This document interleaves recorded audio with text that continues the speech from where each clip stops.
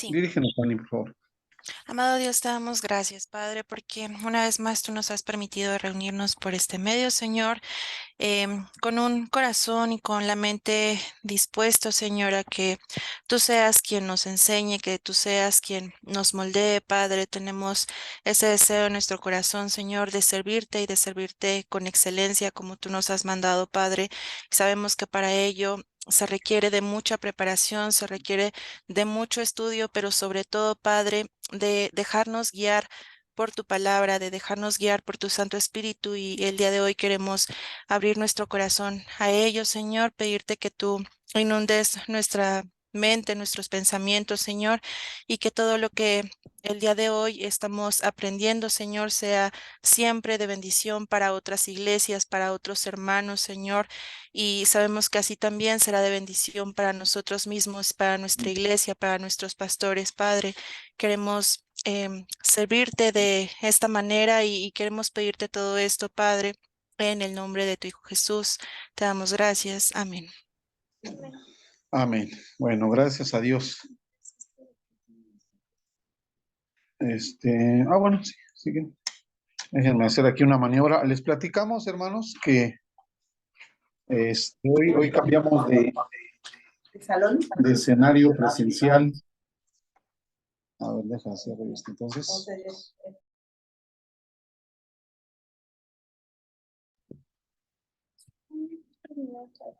Cambiamos de escenario presencial. Estamos en una instancia diferente. Gracias a Dios. No podemos dejar de ser eh, agradecidos con nuestro hermano Edwin. Le hablan, hermano Edwin. Dios les bendiga, hermanos. Y la hermana Betty. Bendiciones. Amablemente nos están recibiendo hoy en su casita. Es que por razones del clima tuvimos que trasladarnos aquí ahora. Entonces no estamos en la sede normal, que es la iglesia remanente, pero hoy estamos aquí agradecidos. Hermano Edwin, Dios le bendiga. Gracias. Gracias por recibirnos. Gracias, hermana Betty. Muchas gracias. Bueno, vamos a continuar, hermanos. Vamos a ir ya terminando, por fin, con el tema de eclesiología. Y hermanos, hoy vamos a terminarlo, gracias a Dios, para entrar a un tema que de hecho va a ser, digamos, como que la pista ya de aterrizaje, ahora sí, de todo esto. Van a ser las escrituras. Este tema siguiente es el estudio de las Sagradas Escrituras. ¿Ya lo vieron en su guía? Véanlo ahí en su guía, por favor, hermanos. Terminando eclesiología, viene lo que se conoce como el estudio de las Escrituras. ¿Ya lo vieron? Sí, aquí está, así también. O sea, terminando la guía, o sea, terminando eclesiología. La siguiente sección después de eclesiología es estudio de las Escrituras. Ajá. Y el siguiente tema ya es escatología. ¿Ah? Bueno, el punto, hermanos, es que cuando veamos estas dos, cuando empecemos a ver, mejor dicho, estas dos, tanto el estudio de las escrituras como escatología, a ver, les voy adelantando. Esto va a ser, hermanos, ¿cómo decirlo? Como cuando usted ya armó una máquina, digo, aquí no tenemos muchos, creo yo, ingenieros en mecánica. A lo mejor el hermano Bisuet, que sí estuvo más en estas cosas, sí me voy a dar a entender más en la ilustración que quiero poner. Va a ser como si ustedes ya tuvieran la mayor parte de su motor armado, ¿sí? Y con el estudio de las escrituras y escatología, vamos a ver si arranca. ¿Sí? No sé si me estoy dando a entender. O sea, si nosotros ya tenemos una panorámica de teología propia, cristología, neumatología, antropología, soteriología y eclesiología, y si nuestra panorámica está más o menos dentro de la ortodoxia, Sí, o sea, sí, sí, no, bueno, yo creo que sí hemos entendido, por supuesto, ¿no? Yo creo que sí. Más bien lo que, quiero pensar, que sí hemos entendido bien, Betty, ¿verdad? Entonces, al llegar a estas dos, es como, a ver, vamos a echarla a andar, ¿no? Y si arranca, es que, es que sí. Si algo se nos atorara, porque mire, el estudio de las escrituras, pues es precisamente la base, ¿no? De toda la teología. Entonces, ubíquese tantito, hermanos, ahí, los que están en línea y los que están aquí, ubíquese tantito en esta sección del estudio de las escrituras. Ajá. Entonces, vamos a recordar algunos conceptos que hemos estado manejando, que son, por ejemplo, inspiración. Ahí el punto 2 de estudio de las escrituras es inspiración, ¿sí? O sea, la inspiración de las escrituras, ¿sí? El punto 3 sería revelación. Entonces, cuando nosotros hablemos de la inspiración y la revelación, estamos en el estudio de las escrituras, hermana, en la siguiente sección de eclesiología. ¿Ustedes en línea sí ya lo vieron, hermanos? Hermano, mi guía solamente llega hasta escatología. ¿Hasta dónde? Escatología. ¿Escatología? Eclesiología, perdón. ¿Cómo crees? Sí, no tengo lo siguiente. Ya lo busqué, pero no.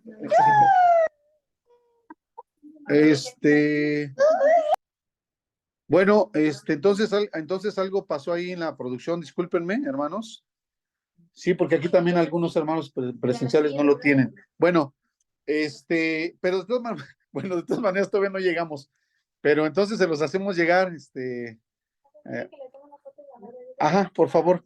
¿Nos van a hacer el favor de mandar una fotito mientras? ¿Sale? Perdónenme, hermana Betty, no sé, algo me falló entonces ahí a mí, discúlpenme. Sí, sí, Rosita no lo tiene. ¿Tú sí lo tienes completo, Fanny? Josué, ¿sí lo tienen completo? Sí, hermano Bisuet, ¿usted sí lo tiene? No, tampoco. No, varios no lo tienen. No, discúlpenme, hermanos, me falló ahí entonces en la cuestión de las copias.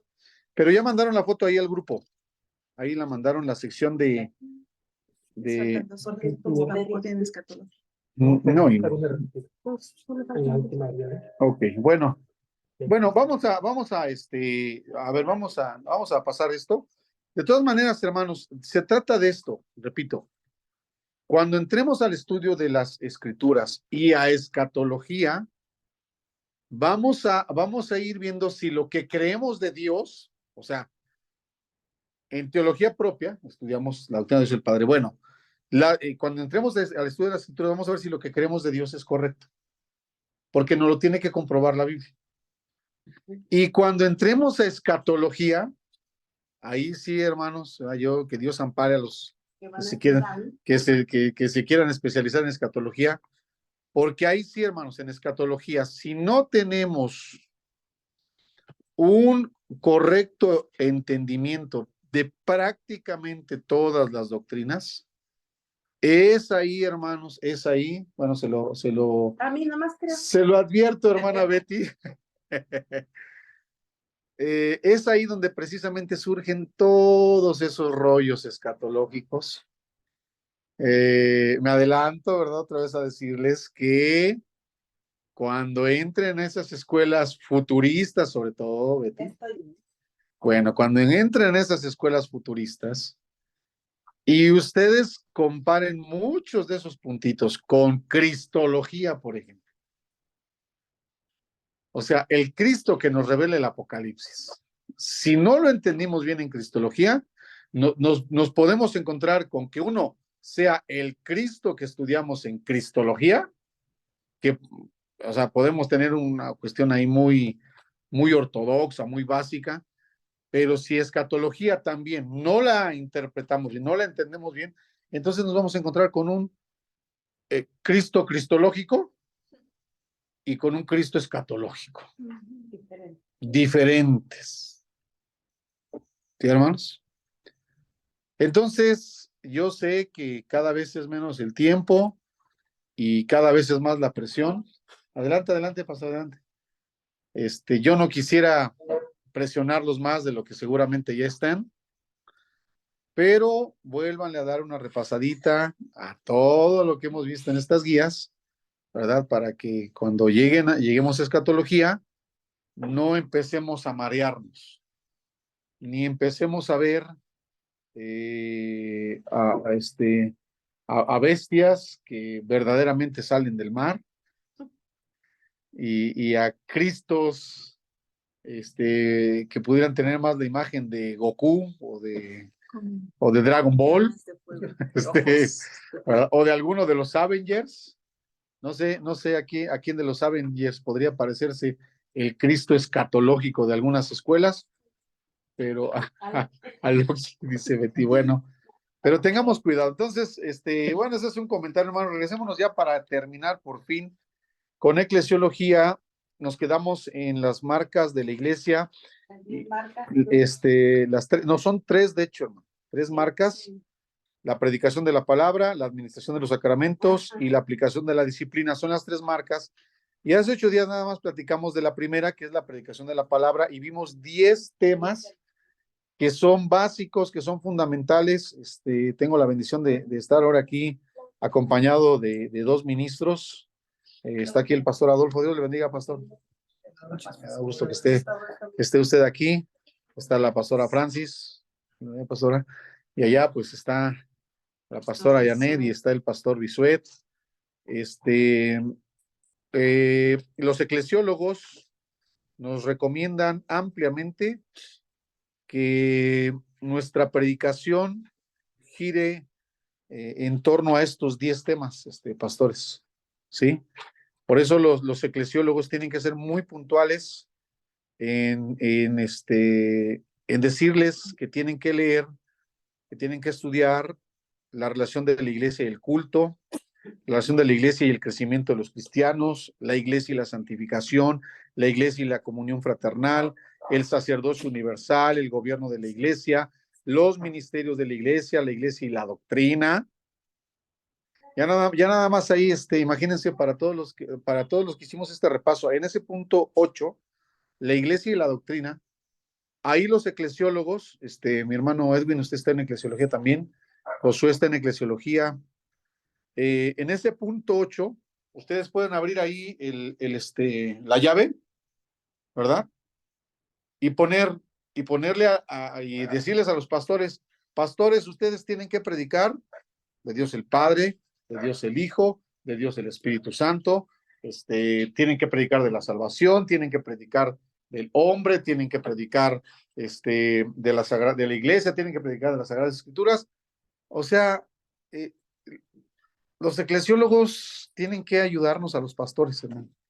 A los que sean eclesiólogos, teólogos, tienen que ayudarnos a los pastores, porque de repente en el ministerio pastoral no falta quien diga: ay, hermano, es que la verdad, mire, yo por más que oro, ya no me viene revelación, ya no sé qué predicarle a la iglesia. No sé si alguna vez han experimentado esa aridez en la predicación.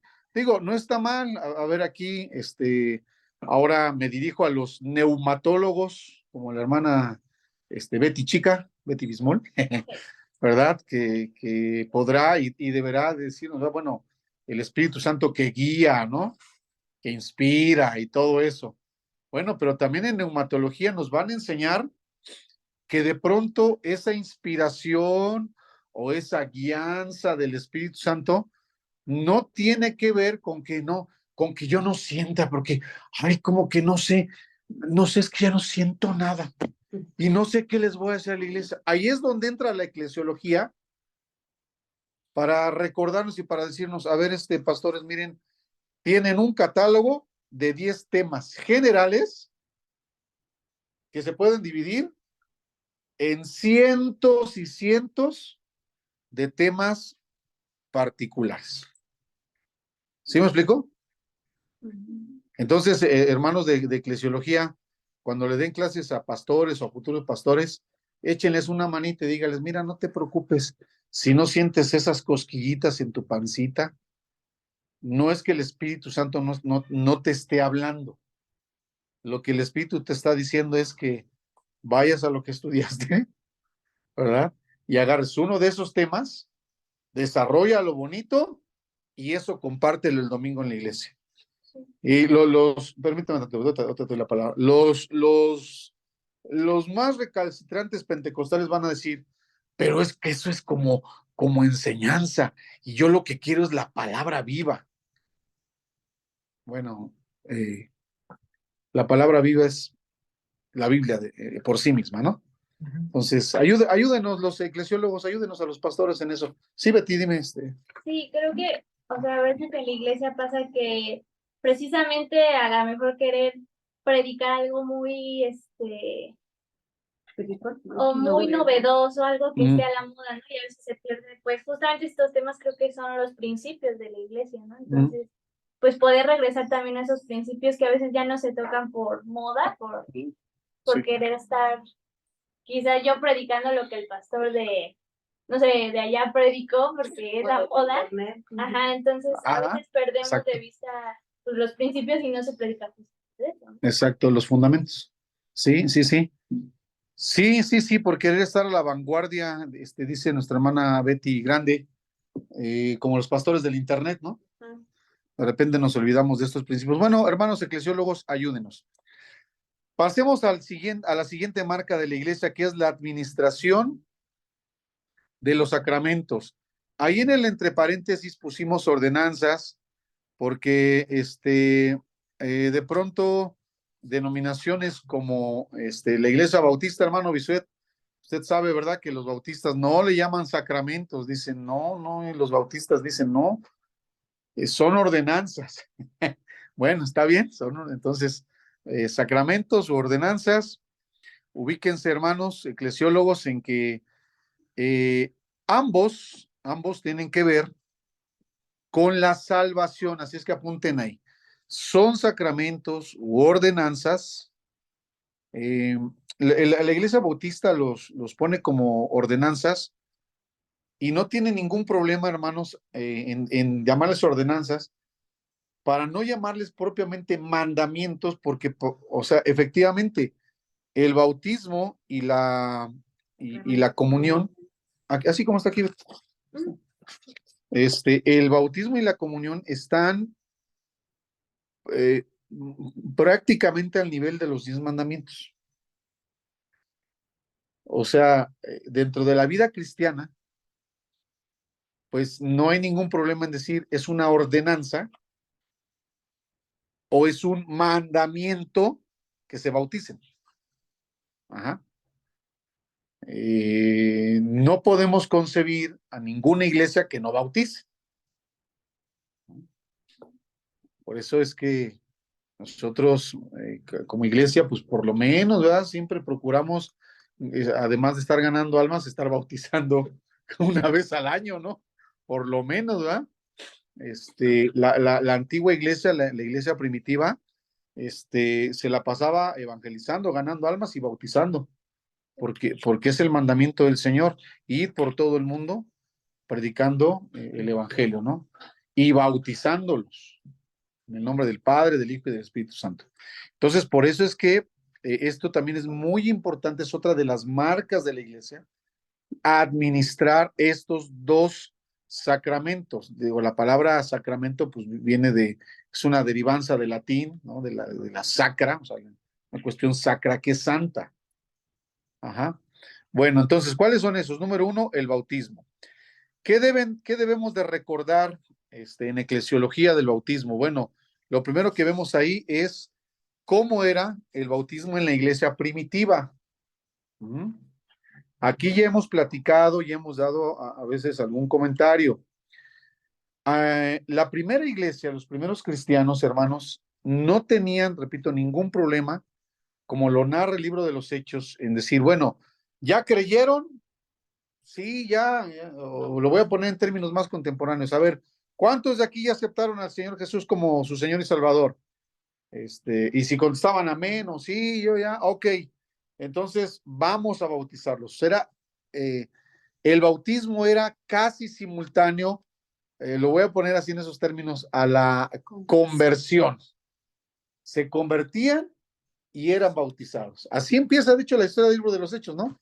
Se convirtieron en aquel día como 3,000 personas y todos fueron bautizados. Y así usted va a ver varios pasajes en el libro de los Hechos. Otro también muy ilustrativo de esto es cuando Felipe le predica al etíope, ¿no? A ese etíope que iba leyendo el libro del profeta Isaías, se le acerca, le dice, ¿entiendes lo que lees? Pues ¿cómo voy a entender si no hay quien me explique? Entonces se baja Felipe lleno del Espíritu y le comparte el Evangelio. Este hombre acepta, se convierte y él mismo dice, pues aquí hay agua que impide que me bautice. Bueno, entonces, una de las cuestiones en la iglesia primitiva era eso, que el bautismo era prácticamente simultáneo a lo que pudiéramos llamar la conversión. Ajá.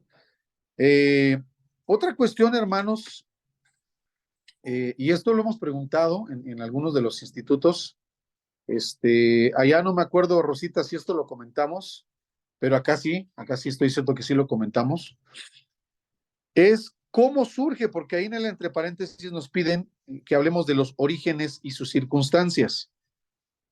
Ajá. Eso es algo que de pronto cuando nosotros, como a lo mejor fieles lectores de la Biblia, devotos de la lectura de las Sagradas Escrituras, lo hemos puesto así, ¿verdad? Usted está leyendo de Génesis, en ese orden, Génesis, Éxodo, Levítico, Número, Deuteronomio, etcétera. Se lee todo el Antiguo Testamento, llega Malaquías, termina el profeta Malaquías, le da la vuelta a la página,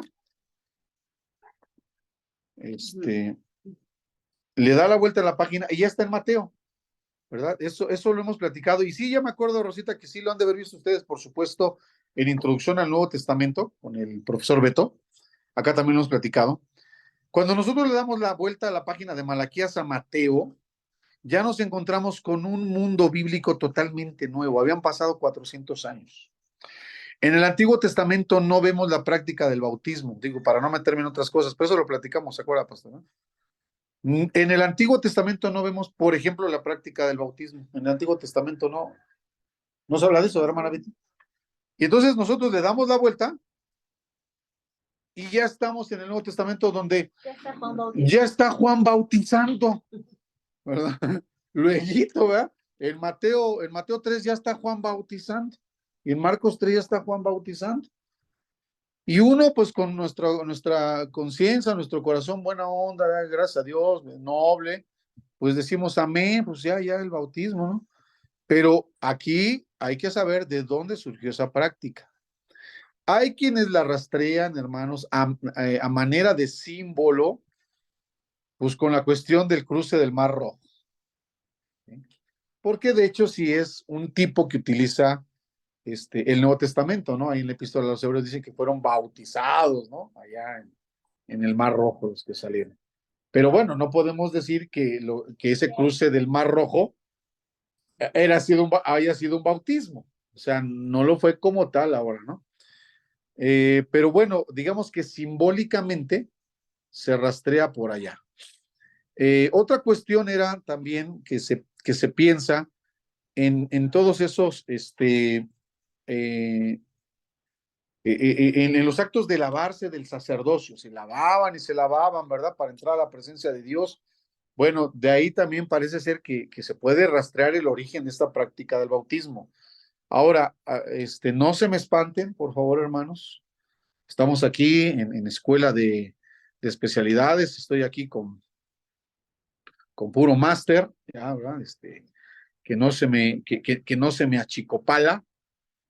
Cuando yo pudiera decirles que de hecho sí, o sea, podemos rastrear bíblicamente la práctica del bautismo en esas cuestiones del Antiguo Testamento, pero no se me.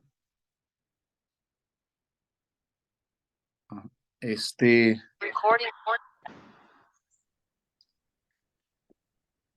Ay, Dios. ¿Qué pasó? Ok. Ya estoy aquí, hermano, espérenme. Pero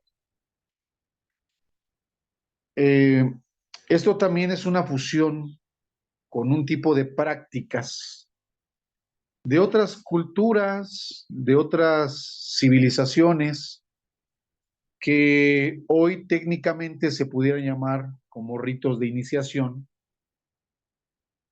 que se practicaban, repito, en otras religiones. Entonces, la práctica ya del bautismo cristiano como tal, es una fusión, ¿sí? Es un acoplamiento de varias, o sea, de símbolos, de tradiciones, pero también de asimilación de otras, pues de otras culturas, ¿sale? Sí, pastor. No tiene nada que ver con la libación. También, o sea, sí, o sea, por eso le digo, son elementos que se fueron tomando de prácticas sacerdotales en el Antiguo Testamento, pero la cuestión de sumergir o de echar agua era, o sea, no fue algo exclusivo. Estos eran lavamientos. Ajá, eran lavamientos, o sea, no, esas imágenes no son exclusivas de Israel, ¿sí? Nada más como dato, igual ahí, ¿verdad? Discúlpenme, pero ustedes van a ser maestros y tienen que tener esta panorámica. Mire, por ejemplo, cuando nosotros nos vamos allá al Antiguo Testamento, al libro de las Crónicas de los Reyes, cuando se construye el templo, ¿no? El templo de Jerusalén, y nosotros pudiéramos leer hasta con cierta emoción que Dios le está diciendo a Salomón, ¿no? Le está diciendo a Salomón cómo debe de ser arquitectónicamente diseñado. No sé si lo dije bien, hijo, discúlpame si la palabra arquitectónicamente no es correcto, no existe. Sí, ¿no? Sí existe, bueno, sí, sí. Y nosotros podemos leer esos pasajes y decir, es que Dios guió a Salomón para que ese templo arquitectónicamente fuera diseñado así.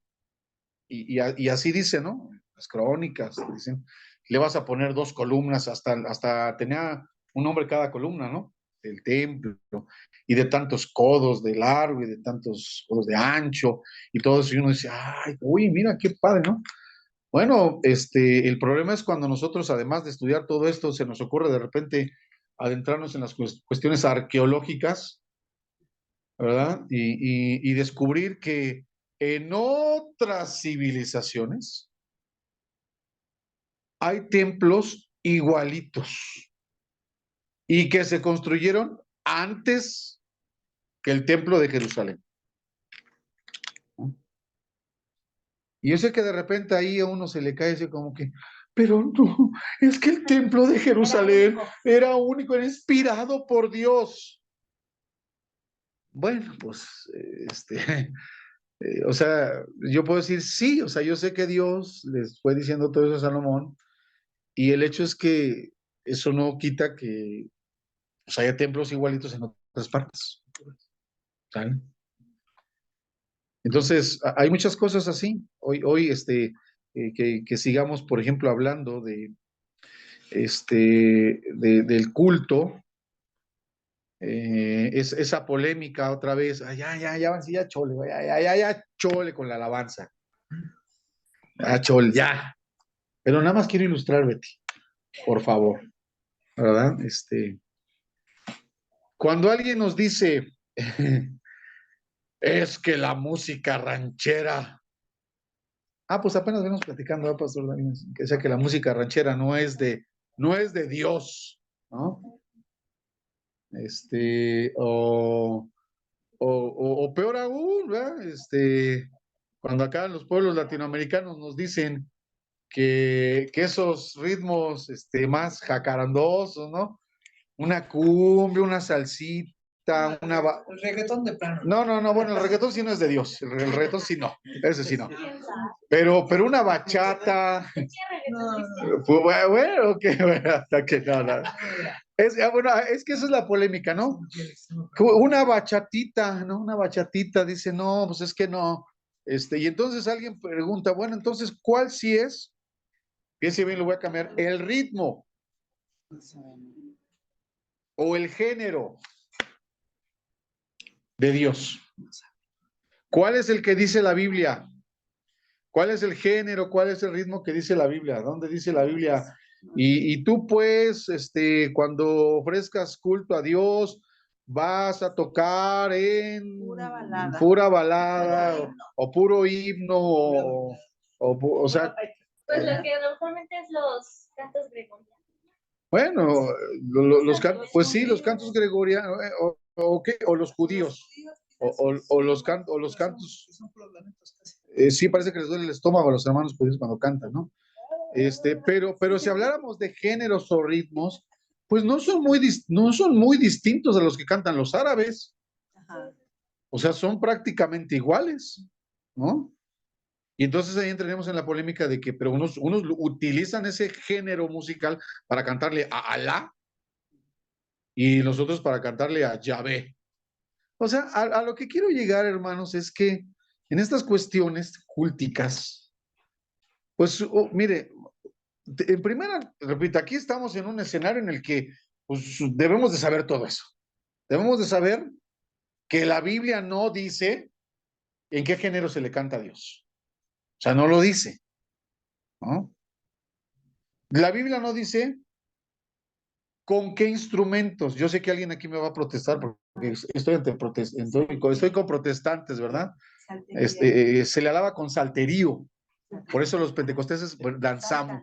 Ah, no, pero no es salterio, es salterio. Usted puede decirme, sí, hermano, pero ahí el Salmo 150 dice clarito, ¿verdad? Con címbalos y todo eso, ¿verdad? Bueno, o sea, si quisiéramos ser estrictamente bíblicos, pues en primer esos instrumentos ya ni existen, ¿no? Esos ya ni existen.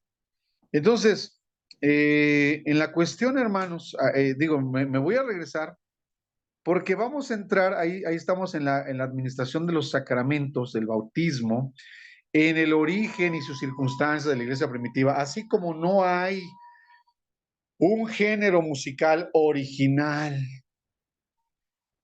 ¿no? O sea, no lo hay. Como dice aquel himno antiguo, pastor, no lo hay, no lo hay. Ok, no lo hay. Ese sí, ahí está ese. Decimos, ¿cómo bautizaba la iglesia primitiva? Bueno, sí, aquí estamos, gracias a Dios, ahora sí está representada la iglesia bautista. Ah, ¿es el pan? Hablando de la misma. Ay, Dios. Que estamos en oración. Ay, Dios, perdón.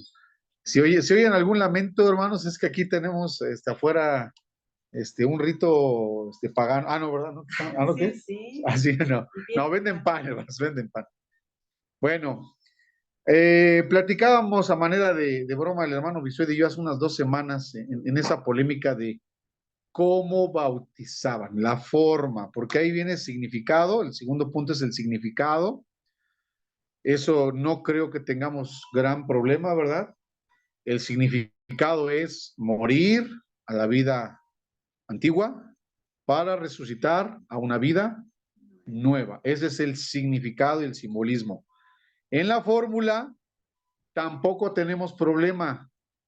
No debemos de tenerlo, hermana Janet, Rosita, estas iglesias pentecosteses aquí representadas, no debemos de tener ningún problema al recordar y reafirmar que la fórmula bautismal es en el nombre del Padre, del Hijo y del Espíritu Santo.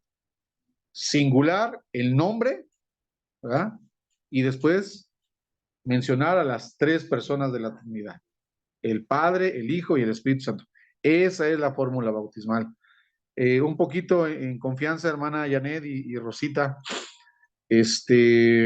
recordamos, yo recuerdo con cierta tristeza aquel episodio triste, un poquito bochornoso, ¿verdad? Ahí en la iglesia, ¿se acuerdan? Ahí con una hermanita que decía haber sido bautizada en el nombre de Jesús. ¿Se acuerda, hermana Janet? ¿Se acuerda, Rosita, verdad?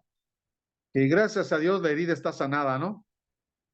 Pero me tocó en una de las clases que amablemente me invitan a compartir allá en Betel, Casa de Dios y Casa de Dios y Puerta del Cielo, que una hermanita decía, es que a mí me bautizaron en el nombre de Jesús, o sea, solo en el nombre de Jesús. Y pues fue un poquito triste eso, ¿no? Pero tuvimos que darle respuesta, ¿no?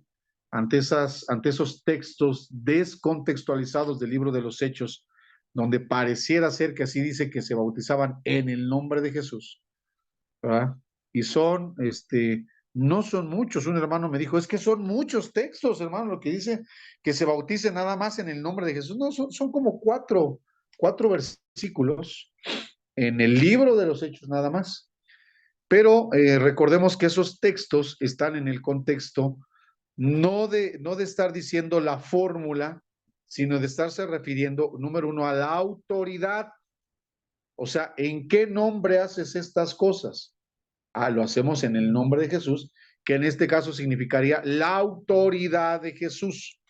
Estos fueron bautizados en el nombre de Jesús, es decir, en la autoridad de Jesús. Pero la fórmula está clarita en todos los evangelios. En el nombre del Padre, del Hijo y del Espíritu Santo. Pero llegamos a los métodos.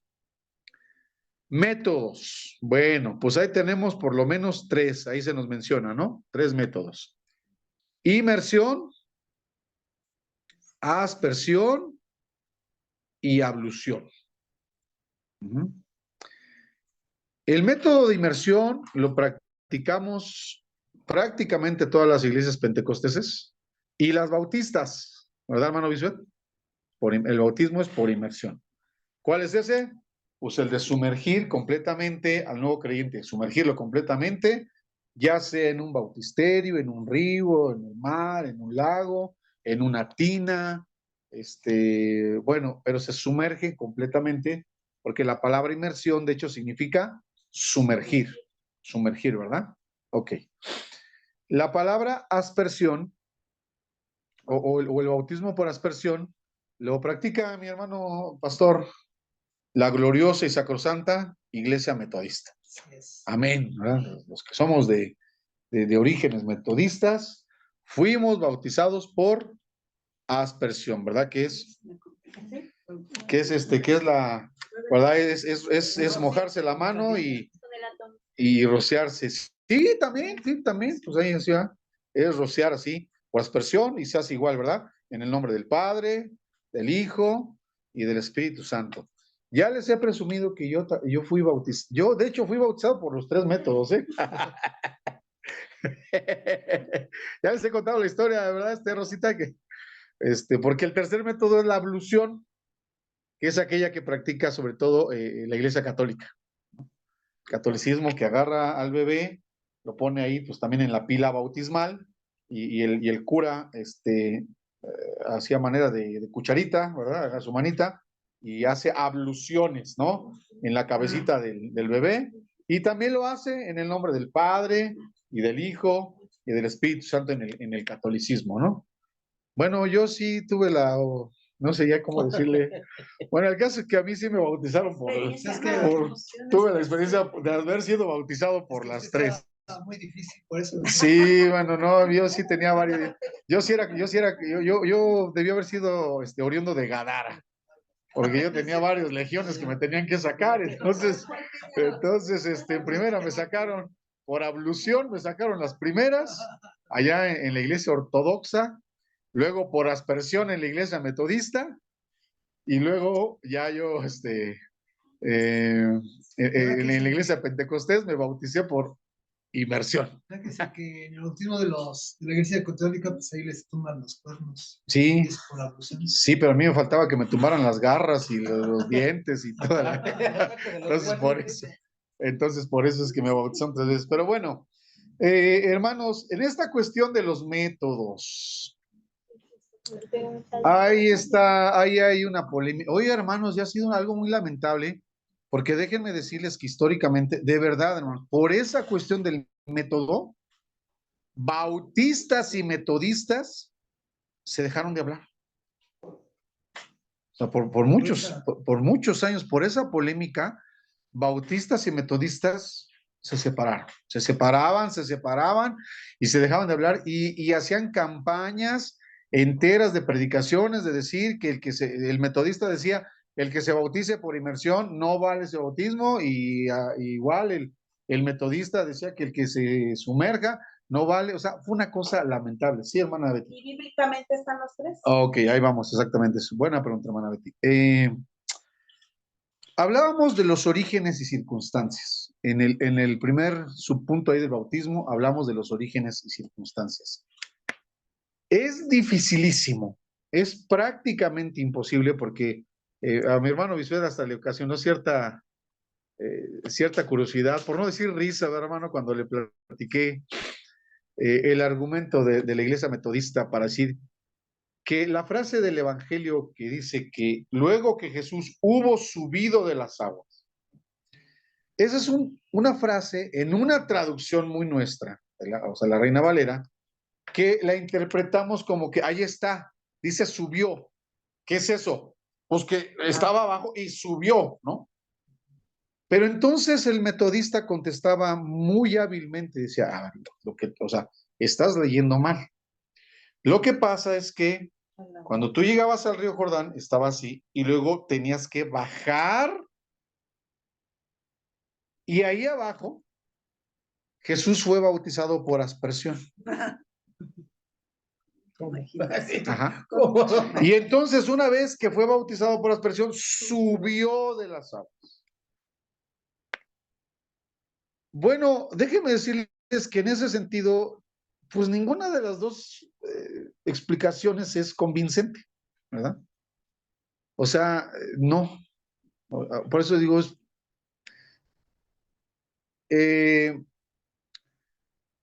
y lo mismo hace el catolicismo, hermana, diciendo que cuando Jesús bajó también fue bautizado por ablución.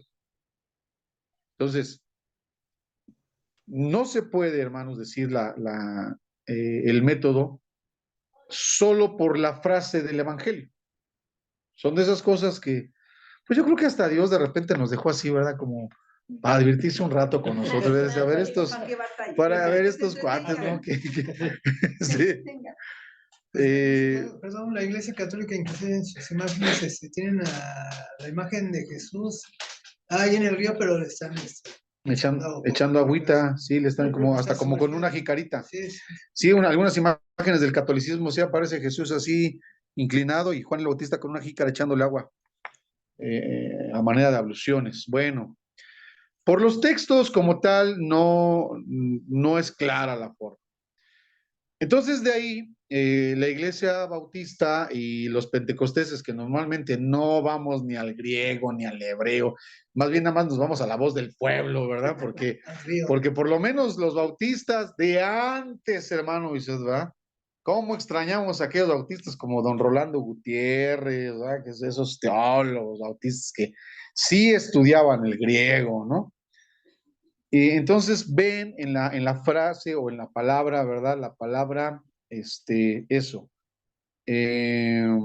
inmersión, así, del griego, inmersión, que significaría sumergir. Bueno, pues ya parece ser que esa palabra en el griego, si la tomamos literal, sí nos estaría diciendo que el método sería sumergirse, ¿vale? Bueno.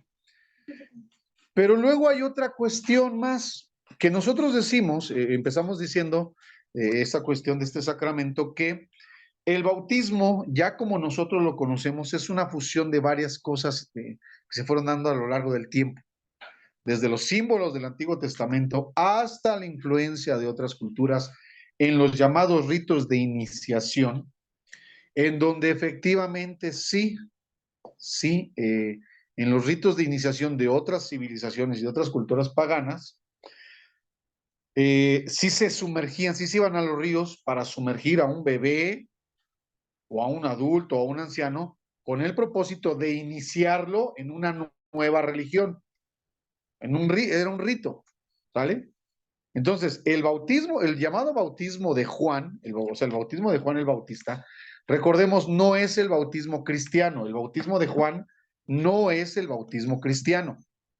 El bautismo cristiano es instituido como ordenanza o como sacramento por nuestro Señor Jesucristo, ¿sale?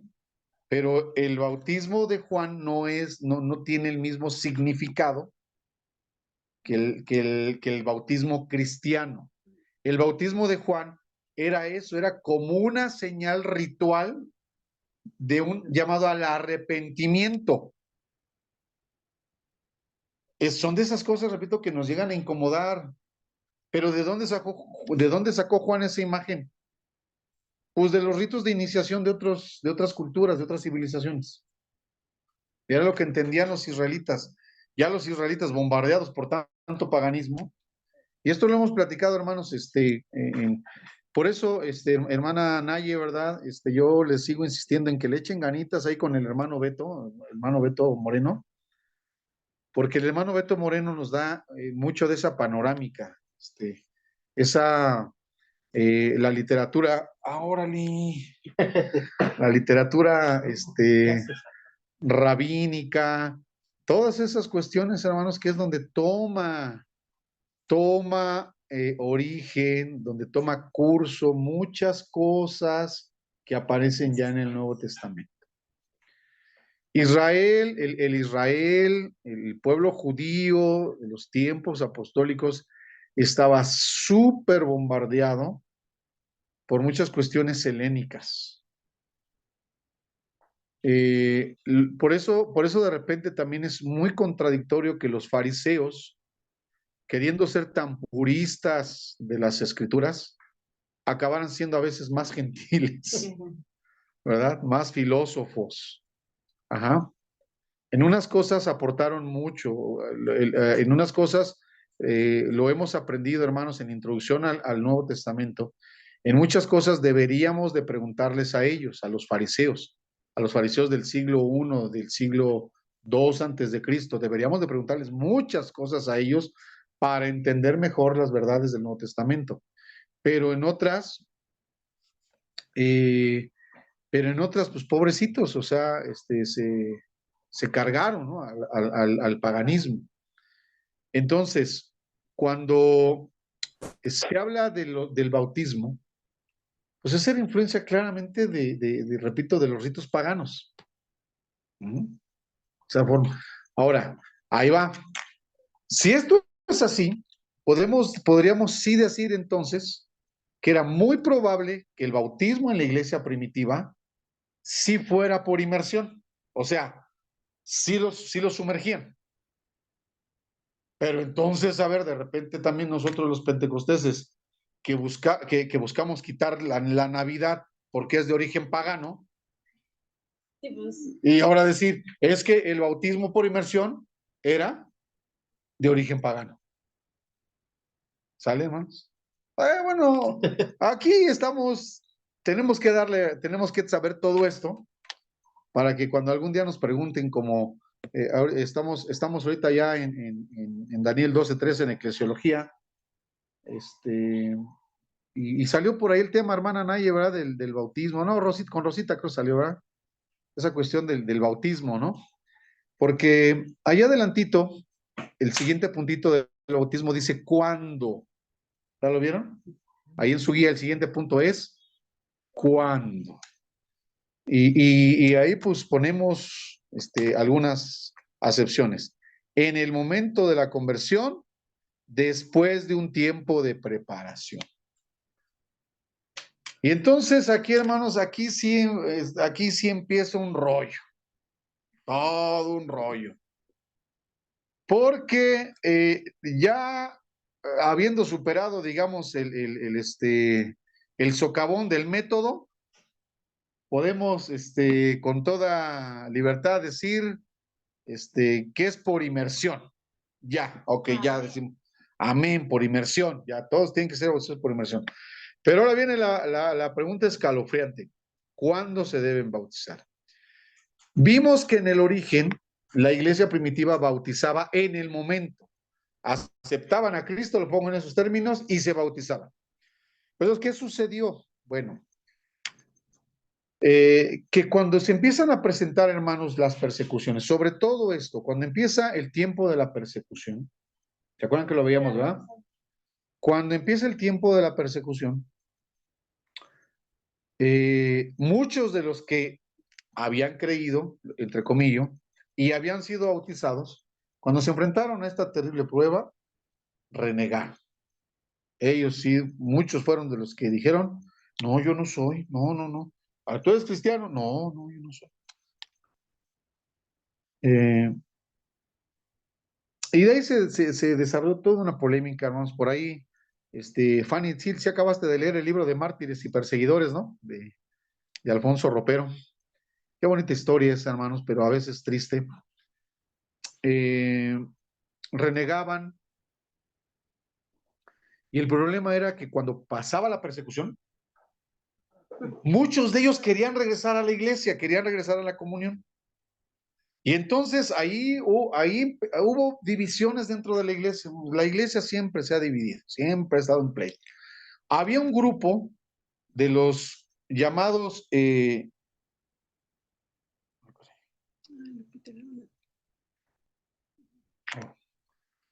había un grupo de los que pudiera llamar, digo, para utilizar el término así en español, de los misericordiosos, que decían, bueno, pues hay que darles otra oportunidad, ¿no? Porque si verdaderamente están arrepentidos, si verdaderamente, pues ya se sienten muy mal por haber renegado al Señor, pero muestran arrepentimiento, muestran una conversión, pues hay que aceptarlos. Pero otro sector de la iglesia dijo, no, estos renegaron y ya no hay que aceptarlos. Se armó toda una bronca.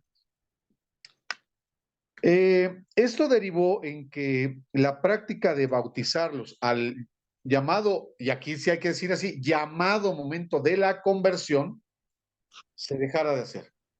Porque aquí va a entrar este punto. Empezaron a cuestionar ya y a decir, ¿sí se habían convertido? ¿Sí se habían convertido? Y aquí entramos a soteriología, ¿no? Aquí tenemos que unir esta cuestión con la materia de soteriología. ¿Cómo saber cuándo ya están convertidos? Porque resulta que nosotros tenemos, ¿verdad, Rosita? Rosita lo evocaba el viernes pasado. Nosotros, por ejemplo, en el pentecostalismo tenemos, aquí abajo hay otro puntito que dice bautismo de infantes. Y nosotros los buenos pentecosteses y los buenos bautistas dicen que a los niños no se les bautiza. Los metodistas tienen otra teología que la platicamos el viernes, ¿se acuerdan, no? Y damos un argumento, hermano Edwin, damos un argumento para no bautizar a niños. Y decimos, es que todavía no tienen uso de razón. Y el bautismo tiene que ser una decisión. ¿Sí? Inmediatamente cargándonos inconscientemente a la doctrina arminiana, ¿verdad? Diría yo, peligrosamente cargada al pelagianismo, ¿verdad? No, pastor, no, por eso los metodistas de repente también les damos 2, 3 quedos a los bautistas y a los pentecosteses porque se me alborotan los hermanos pentecosteses, los bautistas de repente, así como el uso de la razón, la decisión. Por eso digo, peligrosamente acercándonos al pelagianismo por el libre albedrío. Aguas, ¿no? Cuidado. Y entonces, bueno, ese es nuestro argumento. Si no, pues es que hasta que ya estén grandecitos y ya sepan qué quieren y todo eso. Bueno, ya desde ahí el argumento es bastante chafa porque habemos gente de 50 años que todavía no sabemos qué queremos y que así que digamos, qué bruto, pero qué convertido ya estoy a mis 50 años. Que se han bautizado.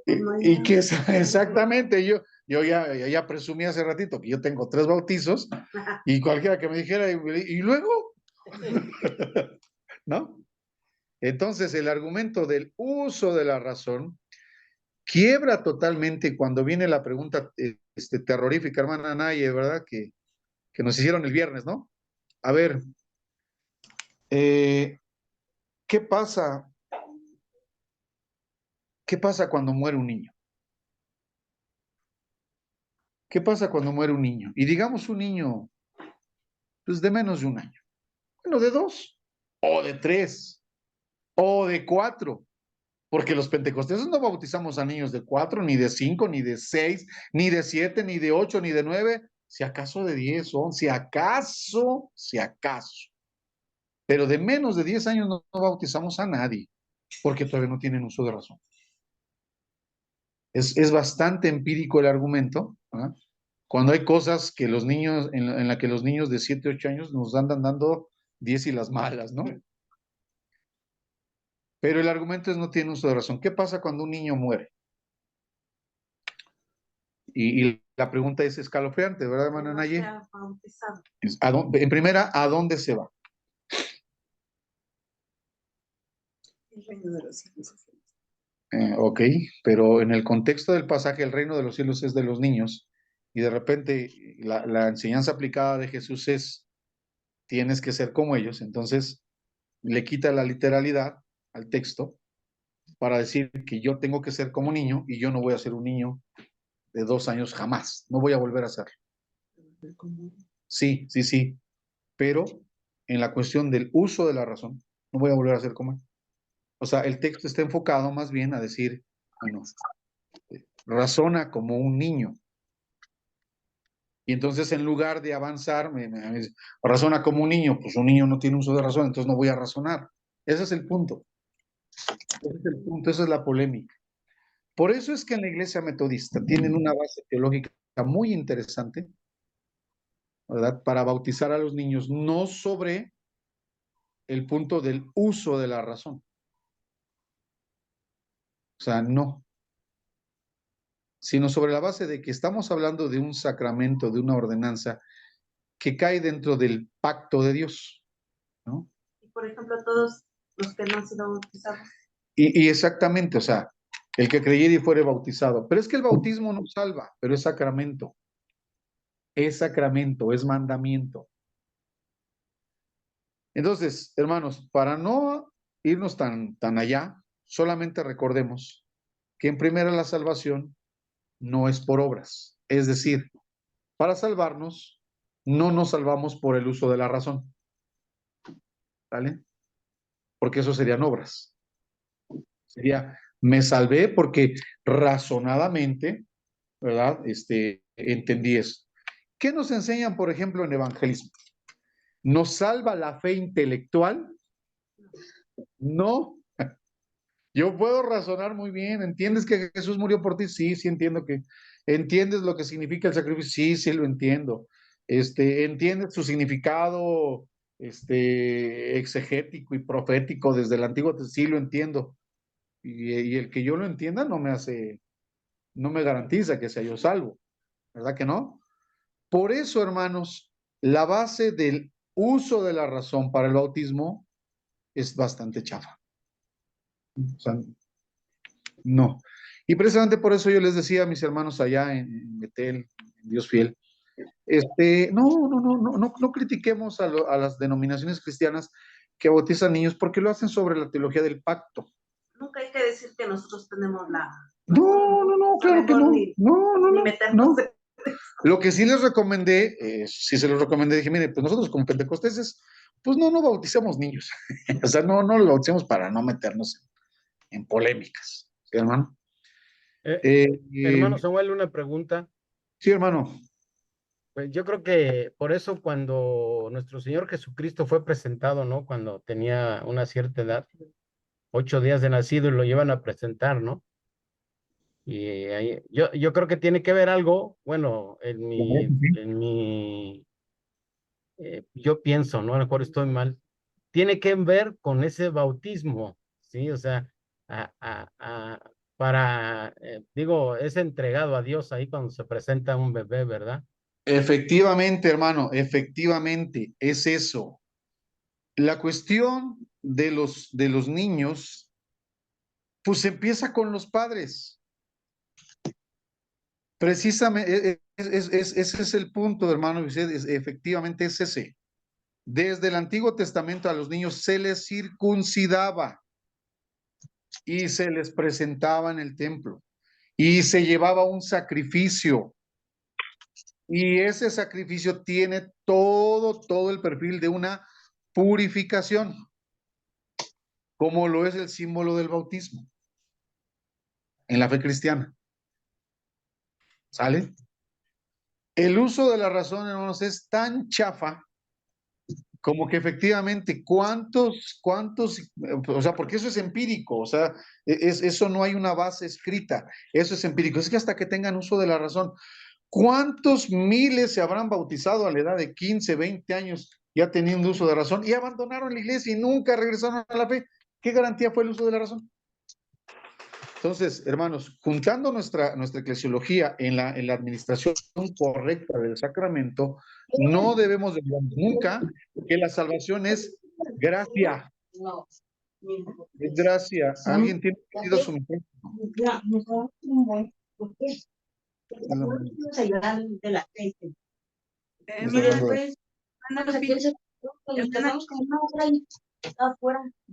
Hermana Lupita, ¿lo puedes decir? No tienes que te lo cambies.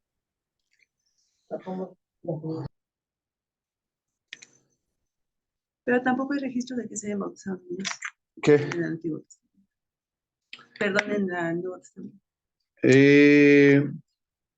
No, bueno, hay un comentario aquí, dice, no hay registro de que se hayan bautizado niños en el Nuevo Testamento. Es igual, es un comentario muy aventurado, el decir que de los 3,000 que se convirtieron en la predicación de Pedro, fueron puros adultos. O sea, la Biblia tampoco dice que eran puros adultos. O sea, es lo que digo, son comentarios que están ahí, ¿no? Sí, pastor. Sí, porque, por ejemplo, cuando hacen la mención acerca del milagro de Jesús, sin contar las mujeres y los niños. En la alimentación de los 5,000, efectivamente, no sin contar mujeres ni niños, cosa que no hace el libro de los Hechos. Se convirtieron 3,000, ¿no? Sí, por eso le digo, ahora, ese es el punto, o sea, la cuestión es aquí, el uso de la razón, porque la pregunta es ¿cuándo? En el momento de la conversión, pero aquí entramos a nuestras cuestiones soteriológicas. Nosotros, pastores, hemos bautizado, ¿cuántos hombres hemos bautizado? Bueno, hemos bautizado un montón de gente, ¿y toda esa gente está en la iglesia? No. O sea, estoy en la cuestión empírica, ¿sale? Porque el argumento del uso de la razón es empírico. La Biblia no dice, bautízalos cuando tengan uso de razón. ¿Dice eso la Biblia? ¿El Nuevo Testamento lo dice? ¿No lo dice? Sí, ¿quién me levantó la mano? ¿Mi hermano? ¿El pastor? Sí, pastor. Pues solamente para comentar lo que muchos dicen, no, ¿qué dice la Biblia? ¿Qué está en la Biblia? Entonces, si alguien dice, bueno, se pueden bautizar o pudo haber sido que se bautizaron los niños, pero dicen, no, díganos lo que dice la Biblia. Entonces, a veces, el argumento, la prueba es lo que dice únicamente no acerca de que bautizaban a los puros adultos. Pero tampoco lo dice. Pero Jesús no se bautizó. Porque, por ejemplo, cuando se convierte Cornelio, no estaba diciendo que... El argumento de que Jesús no se bautizó de niño es muy sencillo. Porque el bautismo cristiano lo instituyó Jesús. O sea, no estaba instituido cuando Jesús era niño. Pero que fue una práctica igual como se hace de pagana. En la forma de sumergimiento. Sí, por eso digo, en ese sentido, quizá pudo haber, no bautismos cristianos, en ese sentido de... Sí entiendo la pregunta. En cuanto a lo que practicaban las naciones paganas, quizá lo harían. ¿Aplicar ritos de iniciación a niños? Claro que sí. Pues claro, los ofrecían a los ídolos. Claro que sí. Entonces, hermanos, aquí la cuestión es que este tema del bautismo es como algunos otros que no encuentran una declaración definitoria, porque no es la iglesia metodista la única que bautiza a los niños. Los luteranos bautizan a los niños, los presbiterianos bautizan. Y el problema es que nosotros en el pentecostalismo y en las iglesias bautistas pues hemos tomado una posición desde acá. Bueno, aquí la cuestión, hermanos, es que sepamos todas, ya aquí mencionamos, ¿no? Yo me puse aquí a manera de apologista del bautismo de infantes, pero yo les voy a decir, hermanos, que yo no bautizo niños tampoco, o sea, yo no lo hago. Pero esta dinámica tiene que ver con que ustedes sepan que sepan las bases de ambas escuelas, ¿no? Que conozcan ambas y que al final sepan que sí, efectivamente, pues en algún momento sí se tiene que decidir, cada iglesia, cada ministerio, así como los metodistas han decidido hacerlo, así como los bautistas no han decidido hacerlo. Bueno, pero en la cuestión aquí de la enseñanza-aprendizaje, nuestra responsabilidad es saber las dos, porque si los eclesiólogos se van a ir porque, y la Biblia, eso, ¿no? Y la Biblia no enseña el bautismo infantil, y un día se encuentran con un eclesiólogo metodista o luterano, nazareno, que les dé su punto de vista, pues ahí es donde vamos a quedar medio mal paradones. Entonces, aquí están las dos, hermanos, están estas dos posibilidades. Bueno, una en el momento de la conversión, ya desde ahí, repito, ya desde ahí, ¿no? Nosotros bautizamos a los que creemos, nosotros somos los que aplicamos el criterio, no es que ya se convirtieron, ya aceptaron al Señor, los hemos bautizado y no es cierto que estaban convertidos. O aún tomando cursos. O aún sí, tomando cursos. Bueno, son parte, hermanos, de las prácticas eclesiológicas y de los terribles problemas que los pastores tienen que enfrentar. Pues sí, porque y de igual manera aquí casi siempre a veces se comparte el evangelio y los invitamos a que hagan una oración, pero a veces lo hacen más de a fuerzas, por obligación, por compromiso, y ya decimos, ya se convirtió, pero con no hacer nuestra percepción. Sí, nada más, porque no sabemos. Exacto. Bueno, lo que sí, hermanos, es que el otro punto de después de un tiempo de preparación tiene una base y una razón histórica. ¿Qué era eso? La iglesia primitiva los bautizaba en el llamado momento de la conversión, o sea, sí, casi simultáneamente, pero la experiencia les dijo que era mejor que pasaran un tiempo de prueba, y de ahí empezaron doctrinas, hermanos, aún en los cultos, ya lo hemos dicho, ¿verdad? En los cultos de la iglesia primitiva, de ahí nace otra práctica, hermanos. También en esa experiencia nace otra práctica. Todos se convertían, se bautizaban y participaban de la otra ordenanza que es la comunión o la Santa Cena. Ya. Pero ¿qué es lo que sucede? Cuando se dan cuenta que había muchos que no estaban convertidos, de reversa, ¿no? Van de reversa, y ya no los bautizan, luego, y por supuesto tampoco ya no los dejan participar de la Santa Cena. De esa práctica de haberse echado de reversa, surge la idea de que para participar de la comunión, primero tienen que bautizarse. Eso tampoco lo dice el Nuevo Testamento en ningún lado. En ningún lado del Nuevo Testamento dice eso. Obedeció más que nada a una medida que tuvo que tomar la iglesia por razón de que no estaban convertidos, ya los bautizamos y ya participan de la comunión. De reversa es, no participas de la comunión porque no te has bautizado, porque no estás convertido. Pero el Nuevo Testamento no dice que los que no estén bautizados no pueden participar de la comunión. Eso es histórico, eso no es de la Biblia, eso es parte de una experiencia que ha tenido la iglesia y que hay que respetarla porque pues es experiencia, ¿sí? O sea, a nosotros nos pasaría exactamente lo mismo. Si de repente ya les decimos, no, pues sí, aunque no se pasa a participar de la comunión, nos va a pasar lo mismo. O sea, no es que esté mal el orden, lo que está mal es que no estemos ciertos de su conversión. Y eso está en manos de Dios, pero la iglesia tiene que hacerlo. Entonces, siempre será meritorio el orden, ¿no? Así tal cual lo marca la experiencia. Subrayen ahí, hermanos, eclesiólogos, eso lo marca la experiencia.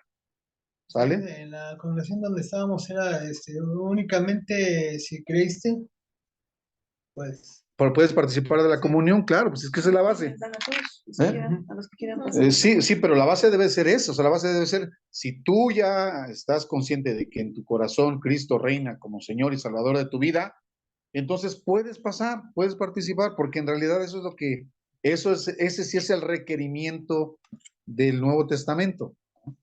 Todos aquellos que hayan aceptado a Cristo como Señor y Salvador de su vida, los que hayan hecho esa confesión de Pedro, tú eres el Cristo, el Hijo del Dios viviente, ya eres parte, pues participar de la comunión.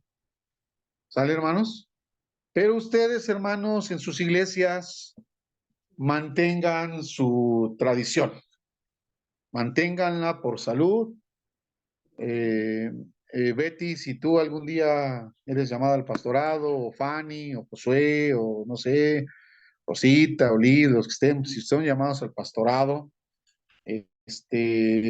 mantengan la tradición, manténganla, es orden, y si no son llamados al pastorado, no intenten ir a revolucionar nada, ¿vale?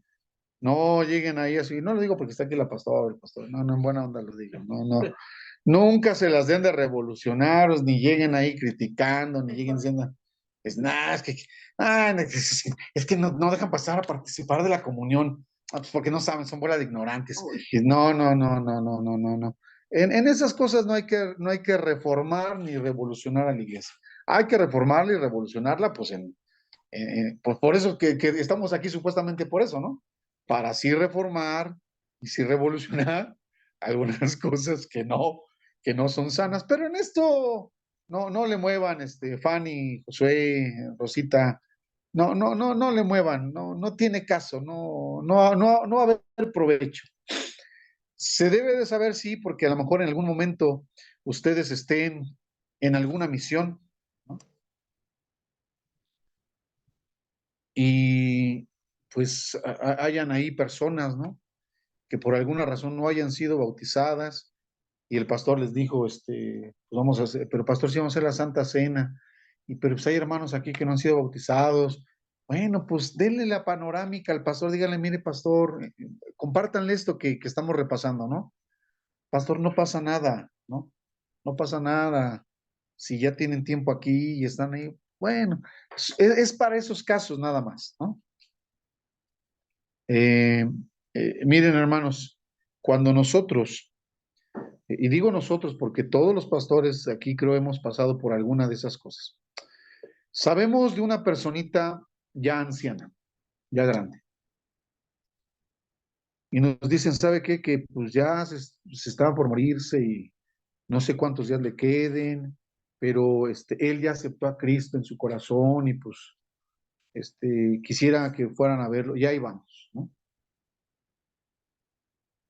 Y lo que en nuestro inconsciente o subconsciente, en esas formas, ¿verdad? Soteriológicas y eclesiológicas, hacemos es quererlos bautizar. Porque el bautismo, en su esencia, simboliza una muerte a la vida vieja y una resurrección a la nueva. Ajá. Por eso uno de los grandes teólogos, que, bueno, al menos desde mi perspectiva, Karl Barth diría que el bautismo sería más bien el símbolo el símbolo que simboliza la iniciación de una nueva vida y la Santa Cena, la culminación de esa nueva vida, ¿no? Una apunta al nacimiento, otra apunta a la muerte.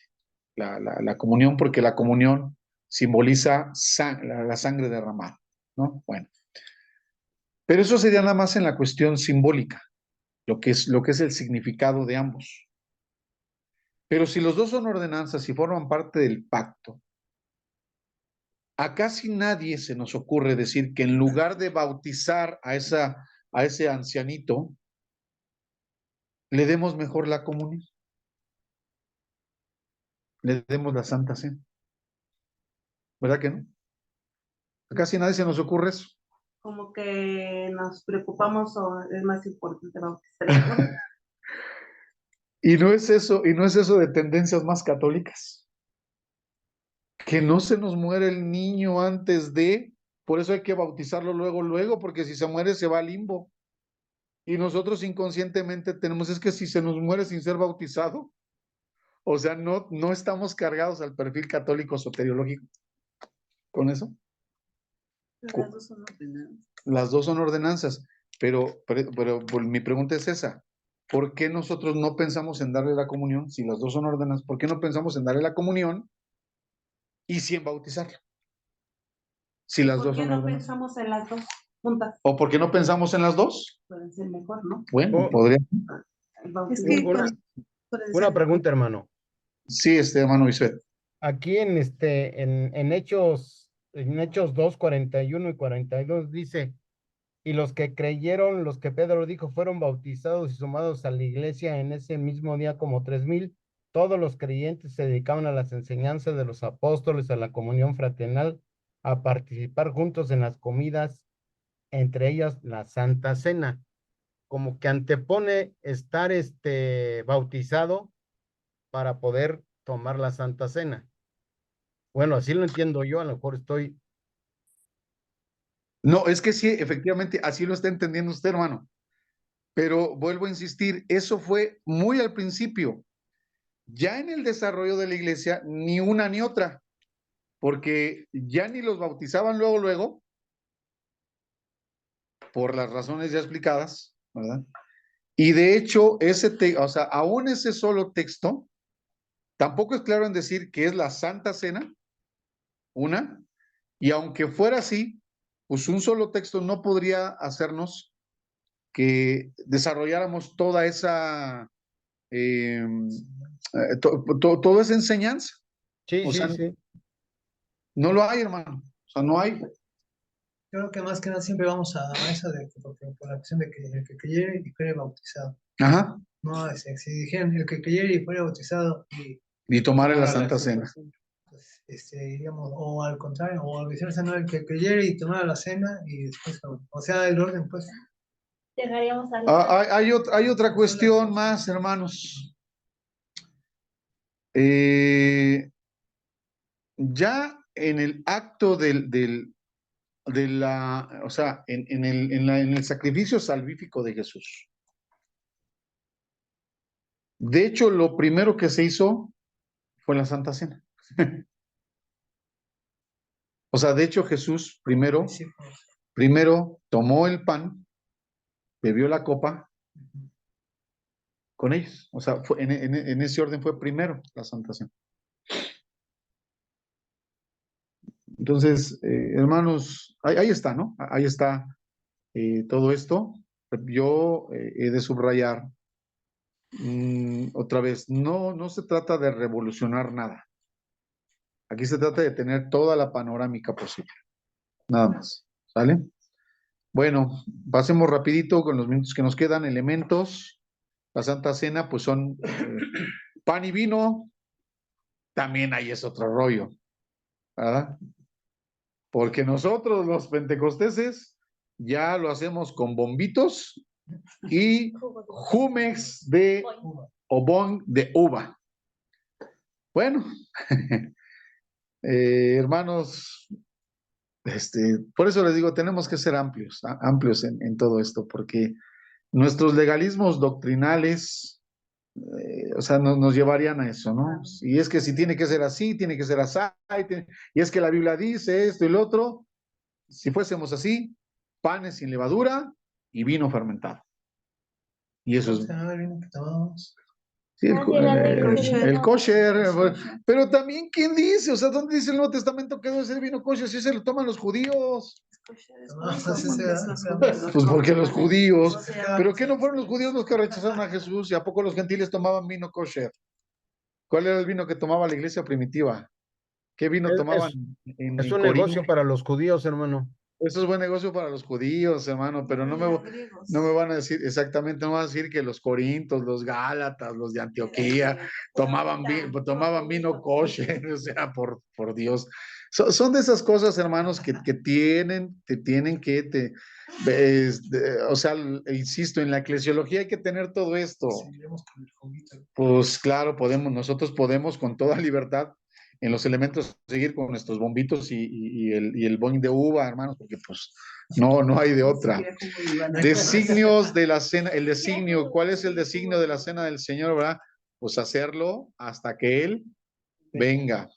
Requisitos para la cena del Señor. Híjole, también ahí pruébese cada uno a sí mismo. Y ahí estamos como buenos católicos apostólicos romanos, ¿verdad? Pasándole al confesionario antes de participar de la cena para que no me caiga un rayo y me muera. No, hermanos, los requisitos para pasar Pero la ahí cena cuando esté tomando seguirán siendo la gracia del Señor. Usted y yo nos acercamos a la mesa del Señor porque Él ha aderezado la mesa delante de nuestros enemigos. ¿Sí, hermanos? Tengan cuidado, hermanos, de no irse a un extremo ni a otro, o al menos de dar las dos posiciones. El requerimiento de pruébese cada uno a sí mismo es precisamente, ¿verdad?, volver a hacer sí un acto de confesión, pero que nos lleve a esa confesión a reconocer la gracia. Yo puedo pasar, Señor, por tu gracia. Yo participo de la Santa Cena por tu gracia. ¿Ah? Y no porque, a ver, hermanos, por ahí verse cada uno a sí mismo, dice la Escritura, y estemos ahí todos, ¿verdad?, pensando. No, esta última semana no pequé. No, o sea, hermanos, sí hay que tener cuidado con eso. Más los pentecosteses, más nosotros los pentecostales somos muy susceptibles de ese tipo de cosas que nos llevan al catolicismo. En la práctica nos hacen católicos, ¿verdad? ¿Por qué puedes pasar a comulgar? ¿No hacen eso los católicos? Primero pásale al confesionario para que después puedas pasar a comulgar. Y nosotros les decimos, qué bruto, póngale 0. Pero de repente habemos iglesias pentecostales en que primero pasar al confesionario para que después puedas pasar a tomar la Santa Cena. O sea, el principio sería el mismo. Puedo pasar porque ya me confesé, o sea, ya hice una buena obra. Y recuerden ustedes que precisamente el catolicismo sí tiene como sacramento la confesión. Entonces, el católico primero cumple con el sacramento de la confesión y luego pasa al sacramento de la comunión. Pero eso es en el catolicismo. Bueno, aquí se lo decimos a Dios. Pero en ese sentido va a pasar entonces, No, cuando dice pruébese a sí mismo, debe ser una constante de vida o decir en el momento, ay, pues, perdóname, El pruébese cada uno a sí mismo, hermano, está en el contexto de lo que le pasaba a Corinto. O sea, ¿qué estaban haciendo los de Corinto en la Santa Cena? Se emborrachaba. Era un aquelarre eso, era una pachanga. Y entonces lo que Pablo les está diciendo, a ver, pruébense, ¿es eso lo que les dijo el Señor que hicieran? O sea, no les estaba, Pablo no está refiriéndose al pruébese. ¿Se portó usted bien? No, o sea, por eso hay que leer el contexto del pasaje. Pablo no está diciendo, ¿se portó usted bien? Puede pasar a comulgar. No, les está diciendo, pruébense qué están haciendo. Es eso. Por eso digo yo, por eso pienso que debe ser un vamos, es un estilo de vida, pero constante, bueno, de acuerdo a lo que dice lo que demanda Dios. ¿Verdad? Yo me refiero a eso, ¿verdad? Bueno, y porque a veces lo hacemos, ponerse a cuentas o probarse así, decir, no, pues, lo hice mal y perdóname, ¿no? Debe ser algo pues, constante, ¿no? Fíjese, hermano, exacto, es que el portarse bien tiene que ser siempre.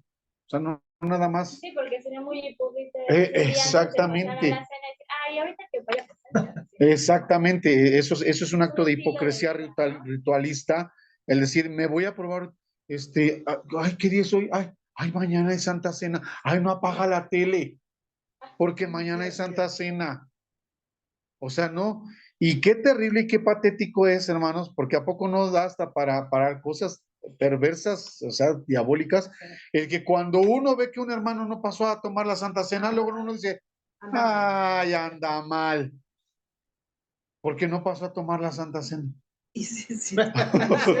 Sí. O sea, y sí es, o sea, sí es cierto.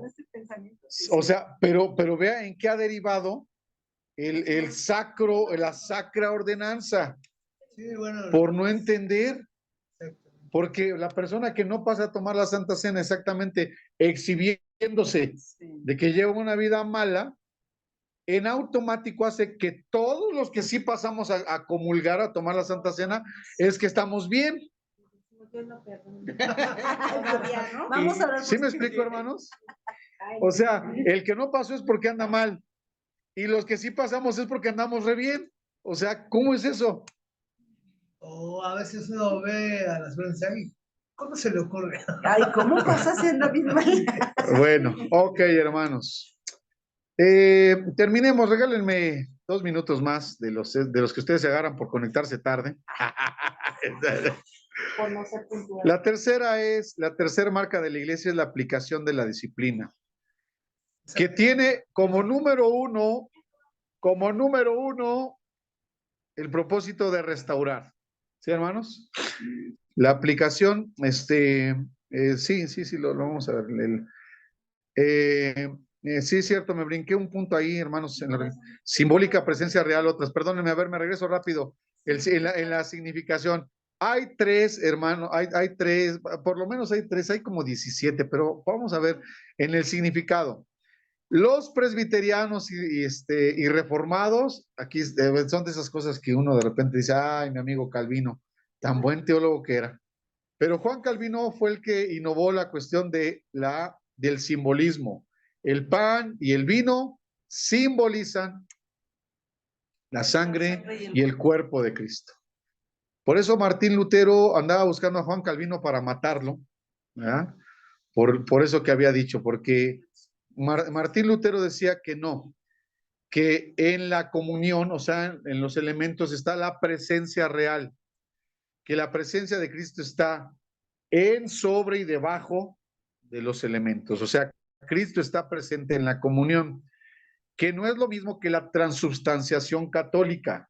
El católico dice que el vino se convierte en sangre y el pan en el cuerpo de Cristo y que nosotros literalmente nos comemos el cuerpo y nos bebemos la sangre. No, la presencia real es que Cristo está presente ahí en el sacramento y que por eso es tan reverente, por eso no debíamos de diluirla diciendo, es que son símbolos.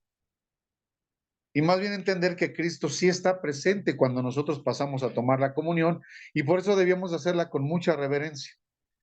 Y entonces decir, no como los levitas de la alabanza, Betty. Hay quienes la hacen. Yo la traigo con Betty porque Betty ni dirige la alabanza, más bien el que dirige la alabanza es el pastor, ¿verdad?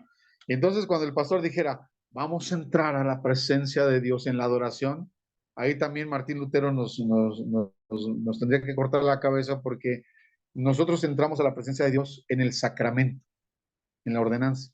Y por eso hay algunos que dicen que la comunión debería de ser cada domingo, cada 8 días, porque entramos a la presencia de Dios en la comunión, donde está la presencia real de Cristo, no simbólica, sino real. Bueno, ahí están por lo menos esas dos, hermanos, ¿verdad? Esas dos escuelas, la presencia real y la simbólica. Nosotros normalmente conocemos la simbólica, ¿verdad? Todos conocemos. Es que son simbólicos, el símbolo simboliza su cuerpo, simboliza su sangre. Bueno, si usted es un arminiano que cree que la salvación se pierde y de repente oficia la Santa Cena diciendo, y es que estamos aquí para recordar que el pan simboliza el cuerpo y el vino simboliza la sangre, bueno, en ese momento usted es un calvinista recalcitrante, aunque usted se diga arminiano. Nada más para que usted haga ahí su engrane cúltico, litúrgico y soteriológico y diga, no, es que yo sí creo que la salvación se pierde. Por eso vamos a pasar a tomar la Santa Cena y vamos a tomar los símbolos. Bueno, pues usted ya cayó en una grosera contradicción. O es arminiano o es calvinista, no puede ser las dos cosas. Y si es calvinista, si es arminiano, no diga que los elementos son simbólicos. ¿Vale, hermanos? La restauración, hermanos, es el principal objetivo de la sabia y misericordiosa aplicación de la disciplina. Pero la disciplina también tiene como objetivo, en el caso de la excomunión. También, hermanos, también la disciplina tiene que ver con la expulsión de las iglesias, de la gente que no entiende. A ver, dígalo primero, pastor, la restauración. Es el principal objetivo de la misericordiosa y sabia aplicación de la disciplina, restaurar al caído. Pero si el caído no quiere ser restaurado, entonces se aplica lo que Pablo decía, entreguen ese perverso en manos de Satanás. Ya en última. No, la excomunión sí debe ser aplicada. Sí debe ser aplicada. Porque sigue lastimando el cuerpo. A un perverso que anda conquistando a las hermanitas de la iglesia, pues hay que excomulgarlo. A un ladrón, alguien que anda defraudando a hermanos sin misericordia, hay que excomulgarlo de la comunidad. ¿Sale, hermanos? Cuando no entiende. Cuando no entiende, cuando el principio de Jesús, llama a tu hermano. Si lo convences, lo has ganado. Si no, llama a 2 o 3 testigos. Si lo convences, lo has ganado. Si no, dilo a toda la iglesia. Y si lo convencen, pues ya. Y si no, tenlo por gentil y publicano. Tiene que ser excomulgado, expulsado. Hermanos. Bueno, la forma de gobierno, esa la voy a dejar para que nos inviten a dar el taller, hermana Janet, para hablarles de las formas de gobierno. Iglesia remanente, pues no sé si quieran que se les dé el gobierno de la iglesia. Y en Dios fiel, ya los tengo atosigados con la cuestión del gobierno, ya lo saben, hermanos, ahí están las formas episcopal, presbiteriana, congregacional, y también hay una que se llama no gobierno, que es en la que estamos, en la que hemos estado en alguna ocasión, algunas iglesias. Por muchos años, Dios fiel, Josué, ¿verdad, papi? Por muchos años, Dios fiel fue un no gobierno. Y qué tristeza cuando no hay gobierno, cuando los pastores quieren hacerlo todo, cuando los pastores gobiernan, dominan, aplastan, o cuando los pastores les ven la cara, pues ese es un no gobierno. Y pues lo decimos aquí, ¿verdad, mijo? Papi, mi hijo Josué, pues él sabe, con toda honestidad, a su papá le vieron la cara un montón de años, y pues ni modo, ¿verdad? Pero aprendimos, y pues ya que tenemos ahí un gobierno. Y hermana, pastora Janet, pues ahí está, ¿verdad? También esa cuestión, debe de haber un gobierno en la iglesia, debe de haberlo. Mi hermano Bisuet, pues usted lo aprendió con los bautistas, debe de haber un gobierno, hay formas de gobierno que se practican. Cualquiera es buena y cualquiera es mala.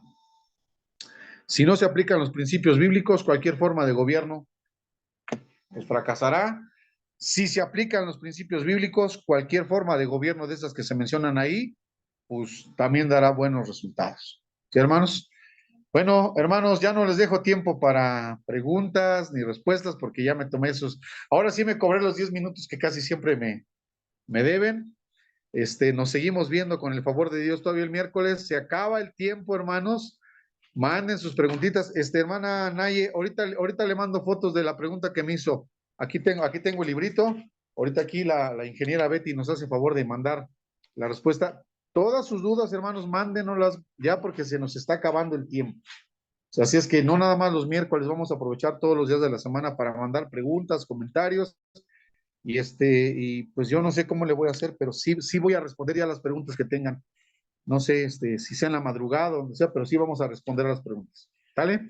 Bueno, Dios les bendiga, mis hermanitos. Dios les guarde.